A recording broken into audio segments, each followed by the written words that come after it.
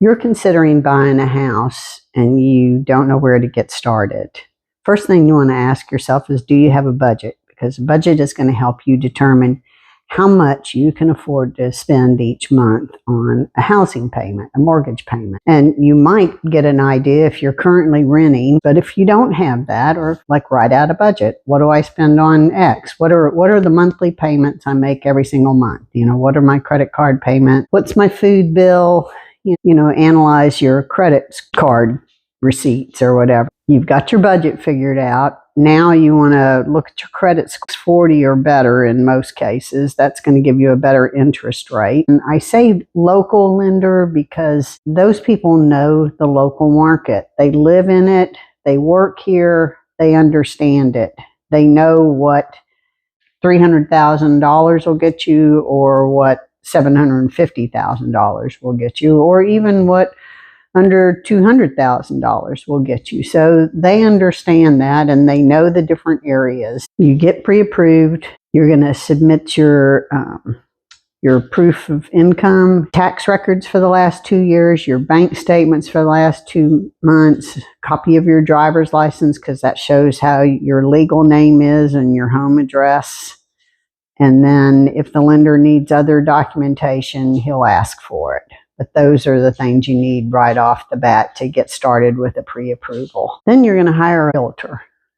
And you're going to do that by interviewing many. You want to make sure that you like the person you're working with, because you're going to be driving around and seeing a lot of houses with them. Make sure you're comfortable with the person. You feel like you can ask a question and get a straight answer, and an answer that you understand. And if you need more explanation, they don't balk and like look at you like you're stupid. That's never a good sign. We help people all the time, familiar with the questions that you're going to ask, but it's your first time, or maybe it's not your first time, but you haven't bought a house in quite a while. And what do you want to think about? Location is going to be schools. If you have kids, if you have a dog, your dog or your cat, those are all things you want to think about. We already talked about your monthly payment, what you're comfortable with paying. And remember, when the lender pre-approves you, they don't take into account what you're spending on gas, what you're spending on groceries, clothing, those kind of things. They just are like, what's your car payment, what's your student loan payment, what's your current house payment if you have one, those kind of things. And here's something to think about. Don't get all wound up about the interest rate and what that is. Get comfortable with what the payment every month is going to be. That's really all you care about. And somewhere down the road, you'll be able to refinance and you'll have a better interest rate, and you'll be happy as a clam because your payment will be lower. Finally, you're going to go out and start looking at houses. And let's just set some expectations. You're not going to get 100% of everything you want in a house.